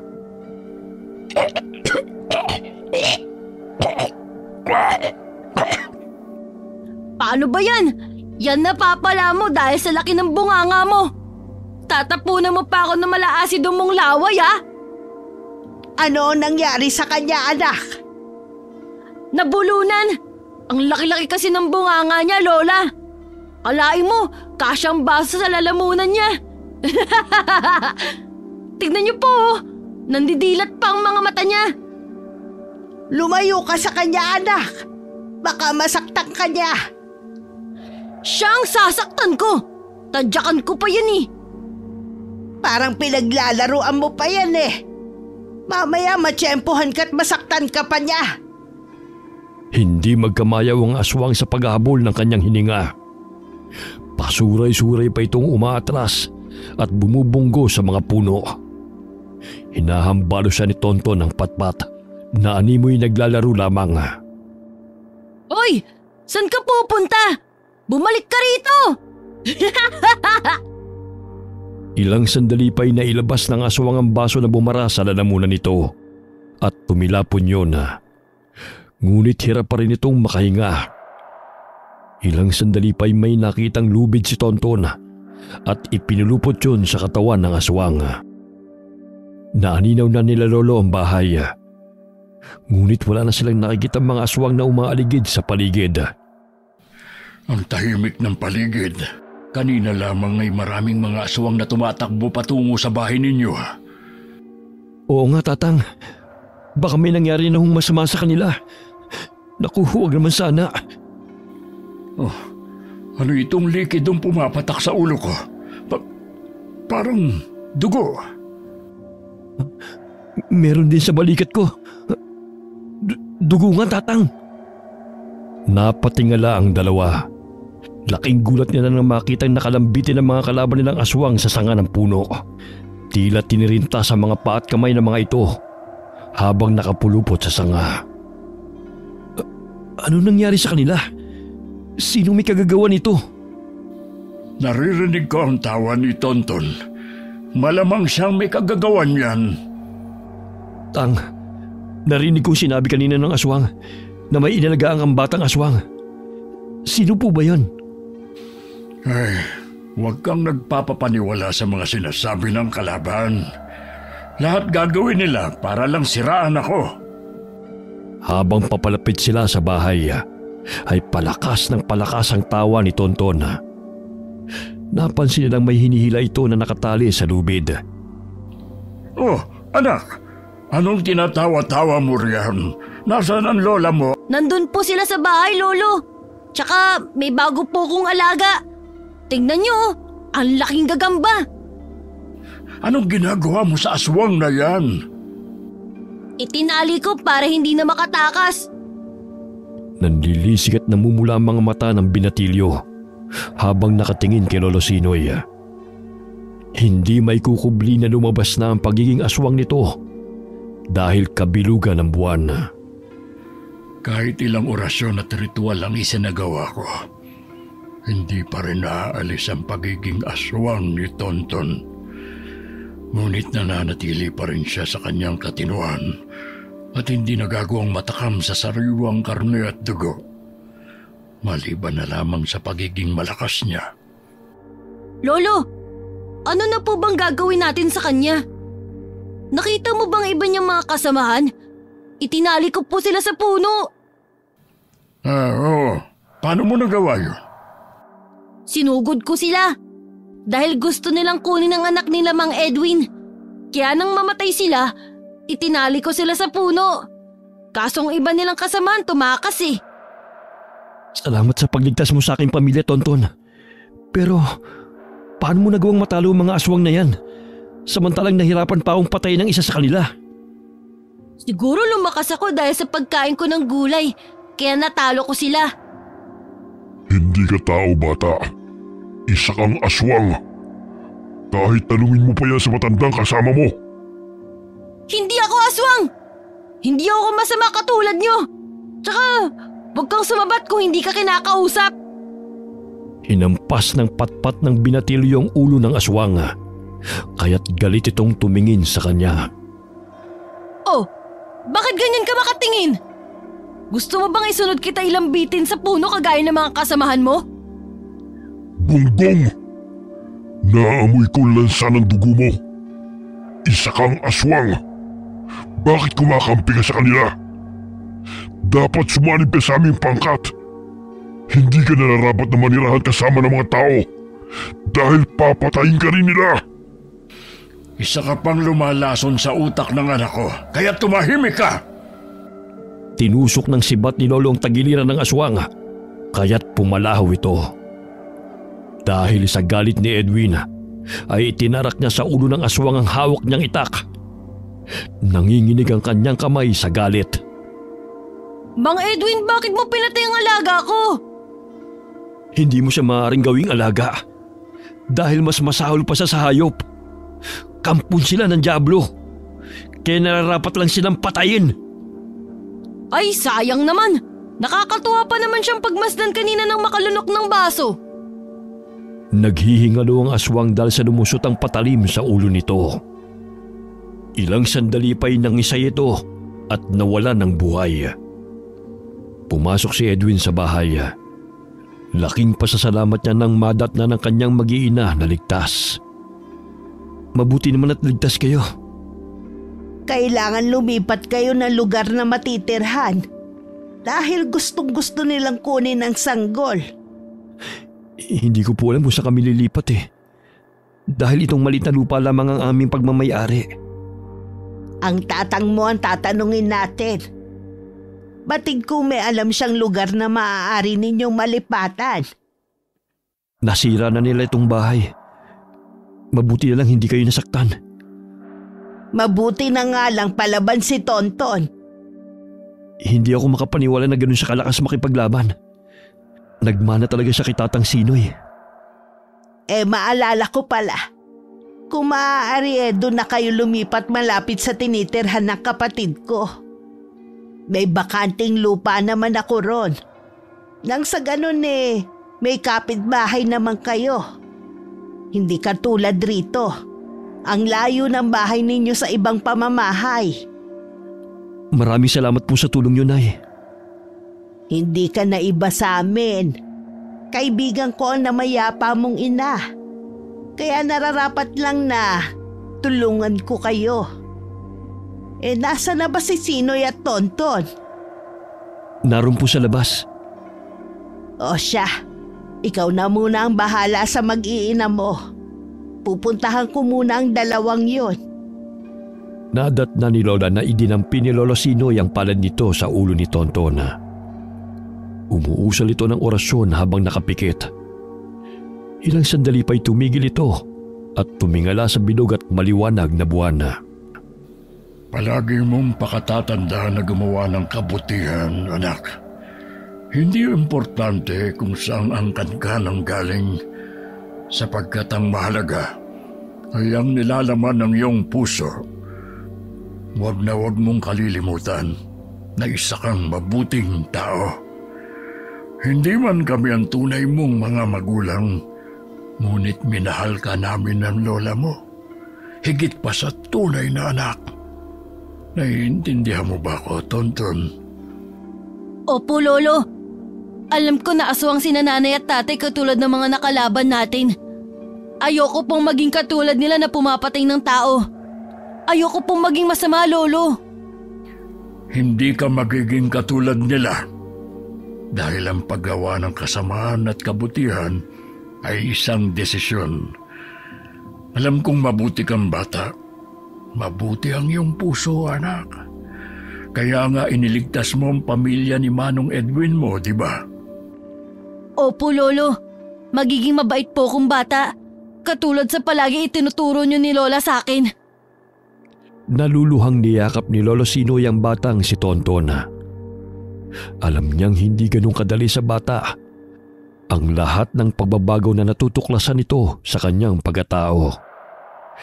Maging ang pagbabago sa kilos nito. Biglang sumagi sa diwa ni Lolo ang solar eclipse. Ito'y nangyayari kapag ang buwan ay dumadaan sa harap ng araw na nagre-resulta sa pagtakip ng liwanag ng araw. Iyon ang araw na ipinanganak si Tonton. Iminulat ni Lolo ang kanyang mga mata at bumitaw sa pagkakayakap sa bata. Naiintindihan ko na kung bakit gano'n na lamang kalakas ang batang ito. Samahan pa ng isinagawa kong ritual. Kaya nagkaroon siya ng pambihirang lakas. Oh, pumasok na kayo sa bahay.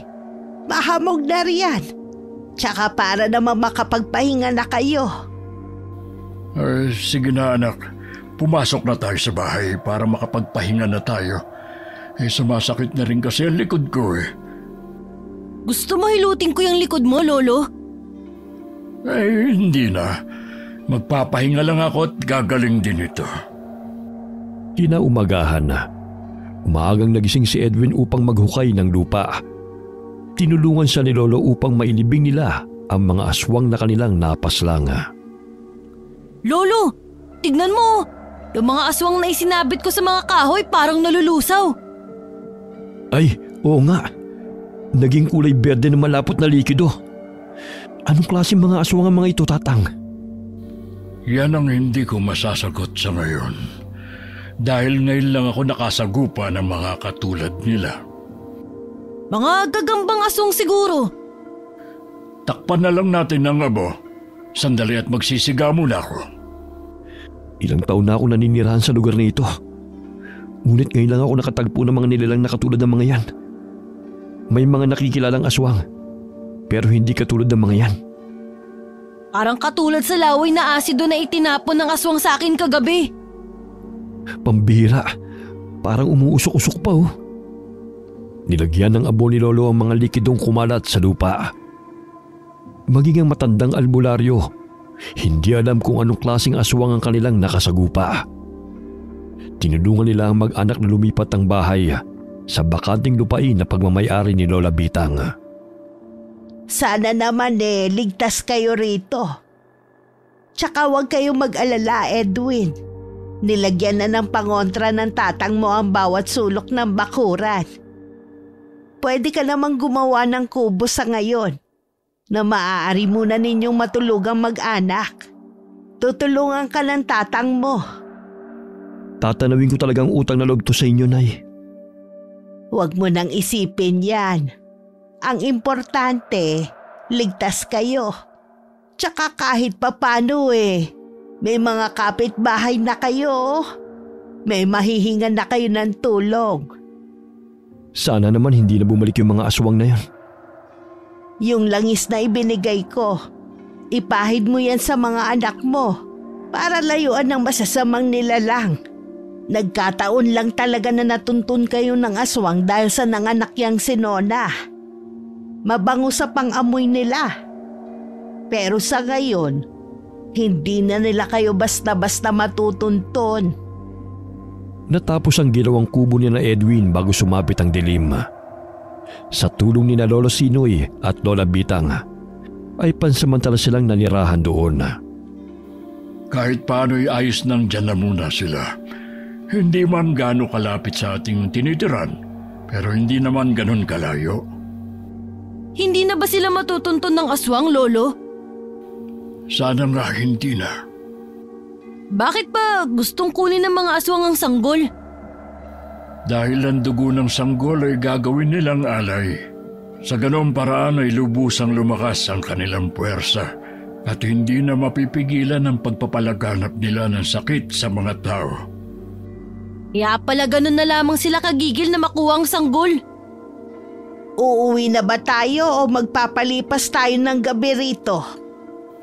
Dumito na muna tayo para mabantayan ang mag-anak ni Edwin. Sige po, maglalaro po kami ni Boyet at Inday eh. Mga manok at itik lang yung kalaro ko sa bahay. Lumipas ang magdamaga. Walang napapansin si Lolo na may umaaligid sa paligid. Tanging huni ng mga ibon lamang ang naririnig niya sa katahimikan ng gabi. Ilang sandali napansin niya na tila balisa si Tonton habang natutulog.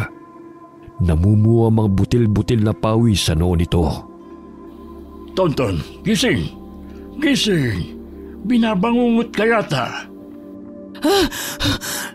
Lolo, masama pong panaginip ko. Hinihiwa nilang katawan ng sanggol. Tapos, pinipilit nila akong kainin ang puso nito.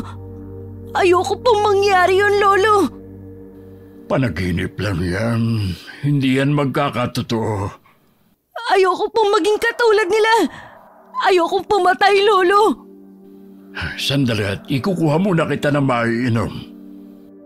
Umiiyak na napahalukip-kip si Tonton na napasandal sa sulok ng kubo. Sa kabilang silid ay mahimbing na natutulog ang mag-anak ni Edwina. Kaya't dahan-dahan siyang tumayo at lumakad patungo sa silid ng mga ito. Sumilip siya't naaninaw niyang mahimbing na natutulog ang sanggol katabi ni Nona. Buhay siya. Hindi ko kinain ang puso niya. Oh, ito ang tubig. Inumin mo, anak. Lolo, akala ko totoo. Kaya natakot po ko. Panaginip lang yon. Tingnan mo, katabi siya ng nanay niya at mahimbing na natutulog. Halika na at matulog na rin tayo. Ilang araw nang lumipas buhat ang sumalakay ang mga animoy mga gagambang aswang. Naging tahimik ang baryo, bagamat hindi pa rin naaalis ang pangamba na mag-anak. Natapos na ang 3 gabi. Hindi nagtagumpay ang mga kampo ng kadiliman na maisagawa ang ritual. Hindi na rin ganong kalakas ang kanilang puwersa sa pagpapalaganap ng sakit. Ngunit kailangan ko pang bumalik ng San Antonio. Sige. At ako'y pupunta rin ngayon kay Nona. Dahil ibibigay ko tong mga halaman na papakuluan upang gamitin niya sa paliligo. Lola, sasama po ko. May ginawa po kong saranggola oh. Natitiyak kong magiging masaya si na Inday at Boyet kapag pinalipad namin to. Sige, samahan mo ko. Ihanda mo muna ang mga dadalhin natin. Magsaling ka na lang isa-isang bote. Sige po, Lola. Dali-daling sinunod ni Tonton ang utos ng matanda. Sabik na rin siya makipaglaro sa 2 bata. Malayo pa lamang sila'y tanaw na sila ng 2 bata, kaya't patakbo silang sinundo ng mga ito. Inday, Boyet, may saranggola ako rito. Tamang-tama, malakas ang hangin. Mamaya paliparin natin to. Basta wag kayo masyadong lumayo mga bata ha. Opo, Lola. Ihahatid muna kita. Medyo mabigat pa naman tong basket na dala natin. Matapos na makarating sa kubo, ay agad na inilapag ni Tonton ang dala niyang basket sa mesa. Nasasabik rin ang 2 bata na makipaglaro sa kanya. Agad na inihanda ni Lola ang mga dahon na siyang pakukuluan niya upang ihalo sa tubig na pampaligo ni Nona. Ang paraang yun ay gamot sa binat at magiging maayos ang daloy ng dugo nito sa katawan. Lola, maglalaro na po kami. Mag-iingat kayo ha. Huwag kang lumayo. Opo.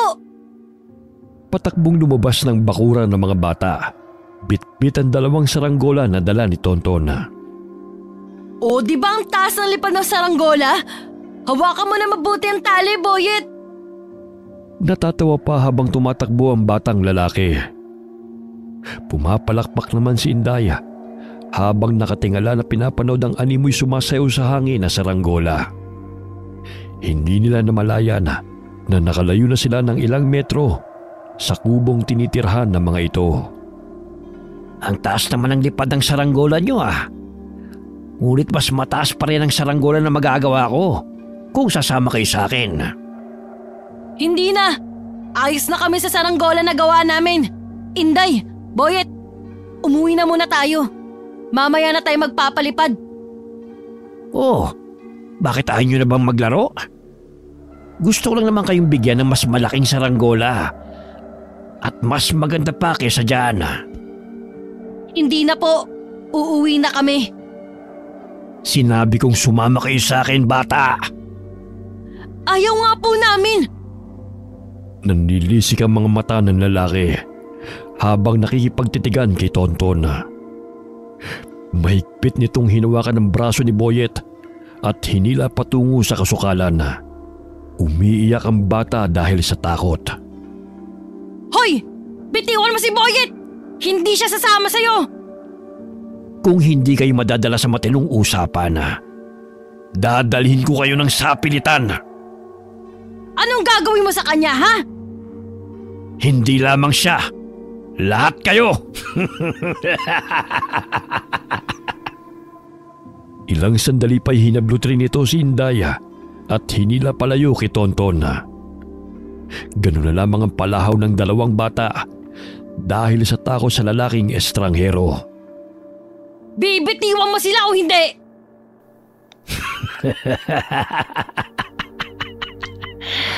Ano bang magagawa mo kung hindi ko sila papakawalan? Isusumbong kita kay Lolo at Mang Edwin! E di magsumbong ka. Pero sisiguruhin kong patayin na ang dalawang batang ito. Akala mo siguro hindi kita nakikilala. Ikaw ang batang makulit na kasama na matanda. Maging ikaw'y papatayin ko, bata. Inilabas nito ang dila at humaba yun patungo kay Tonton at ipinulupot yun sa katawan ng bata. Isa kang aswang! Kahit sumisikat ang araw, nagawa mo mailabas ang mahaba mong dila. Bitiwan mo ako! Bit-bit ang tatlong bata'y pumasok ang lalaki sa kasukalan. Pilit na pumipigla si Tonton upang makawala sa panggagapos ng lalaki. Nadadaanan nila mga puno at mga baging, kaya't nagkaroon siya ng pagkakataon para lumambitin sa mga baging. Dahil sa kanyang kalikutan, ay lumuwag ang panggapos ng lalaki sa kanya, dahilan na makawala siya. Ang kulit-kulit mo! Para kang kete-kete kung kumilos! Bitiwan mo ang mga kaibigan ko! Kung hindi, may paglalagyan ka sa akin! Ang tapang mong bata ka. Pero katulad nila, ay iiyak ka lang din mamaya. Baka ikaw ang iiyak! Bitiwan mo sina Boyet at Inday! Nakatayong nakapamewang si Tonton sa sanga ng puno. Pinulupot ito ang baging sa kanyang bewang. Ilang sandali tila isa siyang matsing na tumalon at naglambitin sa mga baging. Malakas niyang sinipa ang lalaki sa panga, dahilan na matumba ito at mabitiwan ang dalawang bata. Boyet! Inday! Bumangon kayo dali! Magtago kayo! Ako nang bahala sa lalaking to! Buwisit ka talagang bata ka. Saan ka ba kumukuha ng lakas mo? Hindi ka pang karaniwang bata katulad sa dalawang yan. Sinabi ko na kanina sa'yo na pabayaan mo kami kung ayaw mo masaktan, di ba? Hindi ka kasi nakikinig! Lintik kang bata ka. Dahil sa inyo'y namatay ang mga kasamaan ko. Nakaranas kami ng gutom. Pero mahuli lang kita. Babaliin ko yung mga buto mo. Eh di habulin mo! Ang daldal mo! Nanlilisik ang mga mata ng batang si Tonton, dahilan na bahagyang mapatras ang lalaki. Pasinghot-singhot pa ito na animoy may naamoy. Batang aswang! Isa kang aswang! Hindi ako aswang! Hindi mo ko malilinlang. Siguro may plano ka ring masama sa mga batang yan, ano? Hindi ako magiging katulad yun na masama! Hindi ako aswang na pumapatay ng tao! Muling naglambitin si Tonton sa mga baging na animoy masayang naglalaro. Paulit-ulit niyang tinatadyakan ang ulo ng lalaki hanggang sa tumilapon ito. Naibsan ng takot ang dalawang bata nang lumapit si Tonton sa kanila. Halina kayo! Uuwi na tayo! Hindi ko hahayaan na kainin kayo ng lalaking aswang na yan! Sino nagsabi sa inyo na makakalabas pa kayo rito sa gubat? Tumayo ang lalaki at pinilig-pilig ang ulo nito. Dumidikit pa ang mga tuyong dahon sa katawan nito. Dahilan na magsitawanan ng mga bata. Tignan mo nga yung itsura mo! Parang hindi mo nga kaya makatayo tapos ang angas mo pa! Habulin mo na lang kami kung kaya mo! Inday, Boyet, takbo! Ang lalaking yan, ang taya! Buwisit kayo mga bata! Mahuhuli ko rin kayo!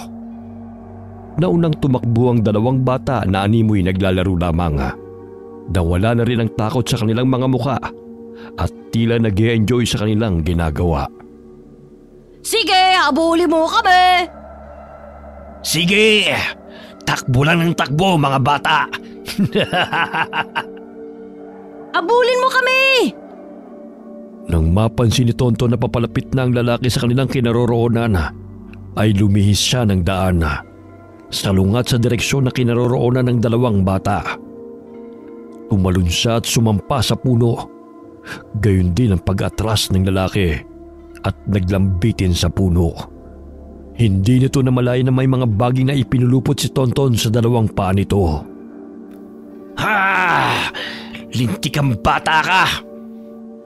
Oh, bakit hindi mo nahuli sina Inday at Boyet? Akala ko ba mabilis kang tumakbo? Paano ba yan? Ikaw pa rin ang taya! Walang hiya ka talagang bata ka! May nakitang mga baboy ramo si Tonton. Sumipol siya. Animoy nakaagaw yun ng atensyon sa mga baboy ramo. Lumapit ito sa kanilang kinaroroonan at sinalubong ang mga baboy ramo. Nakipagtitigan si Tonton sa mga ito. Namumula pa ang mata ng mga hayop. Ngunit tila nahipnotismo sila ng bata. Kaya't sinugod nila ang nakalambitin na lalaki at sama-sama nilang nilapa.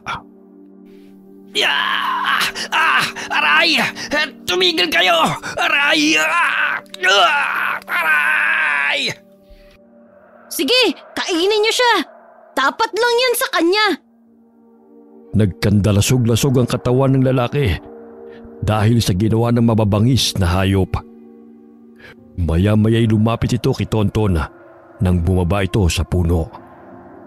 Napaamo niya ang mga ito at sinakay siya ng pinakamalaking baboy ramo sa likod nito. Maging ang dalawang batay lumabas ng gubat sakay ng baboy ramo. Namataan sila ni Edwin na nooy kagagaling lamang sa palayan. Patakbo nitong tinungo ang tatlong bata sa takot na lapain ng mga baboy ramo. Anong ginagawa nyo? Bumaba kayo riyan. Mamaya lapain pa kayo ng mga yan. Kaibigan po namin sila, Mang Edwin. Tignan mo nga oh, sinakay nila kami sa likod nila. Kayo talagang mga bata. Umuwi na nga tayo. Magtatanghalian na oh. Bumaba sina Tonton sa likod ng mga baboy ramo. Yumuko ang mga ito bago tumakbo papasok ng gubat. Hindi makapaniwala si Edwin na maging ang mga mababangis na hayop ay napaamo ni Tonton. Sa tulong ni na Lolo Sinoy at Lola Bitang ay lumaking mabuting tao si Tonton. Natuto rin itong manggamot katulad ng kinikilala niyang mga magulang. Bagamat nagmula sa angkan ng mga aswang, mas nangibabaw pa rin ang pagiging matulungin at kabutihan sa puso ni Tonton na siyang itinuro na mag-asawang albularyo na umampon sa kanya. Bagamat nagmula man sa angkan ng mga aswang, mas nangibabaw pa rin ang pagiging matulungin at kabutihan sa puso ni Tonton na siyang itinuro na mag-asawang albularyo na umampon sa kanya. Okay, sana po nag-enjoy kayo sa kwento natin. Shout out po tayo kay Joan Sapiot from Biliran Province. Hi kay Geraldine Alfeche from Abu Dhabi. Hi QTMe 9963 from Hong Kong. Maximo Alao ng Midsayap, Cotabato from Precious Irisalso. Hi kay Violeta Deliova. Shout out sa Gonzaga family and Royo family from Betty Royo. Also to Jane Gonzaga. Shout out kay Jonaline Marquez and Maria Betty Royo. Hi kay Julius Deloro from Cavite. Yan, solid income yan. Jocelyn Bentukan from Pandi, Bulacan. Hi kay Dexter Libe. Shout out kay LV Dipalan from Saudi Arabia. Hi kay Ami Yong. Nandyan ngayon sa Malaysia. Angeline Lem 938 from Qatar. Isa pa to. Solid din to. Solid income to. Si Rosette Ersando. Hi Rosette. Shout out kay Hazel Fiesta. Yizhan Sky. Okay. Marami pong salamat sa inyo and God bless you all.